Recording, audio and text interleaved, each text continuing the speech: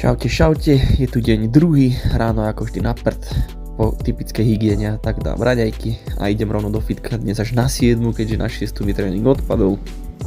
Tak teda mám teda 2 súkromky, zakopávanie, král cvikov na zadné stehná samozrejme a idem odtiaľ na tréning. Po nejakých nácvikoch a tak trošku práca na vreci, nejaké voľné kombinácie ku koncu tréningu a voľné lapy na Braňovi, kde je vidieť teda veľmi veľa nedostatkov, je na čom makať. Následne po čom si spravím takéto fajnové cestoviny. Boli vyrobené celkom halúzne, ale akože paráda, po obede zase tréningy. Tak sa Ríšo tváril pred hitom na konci, toto je on po masaker a tu už je jeho tanečná partnerka, keďže spolu robia športový tanec. A to je v podstate také hlavné gro dneška. Takže sa vidíme zase na budúce, čaute.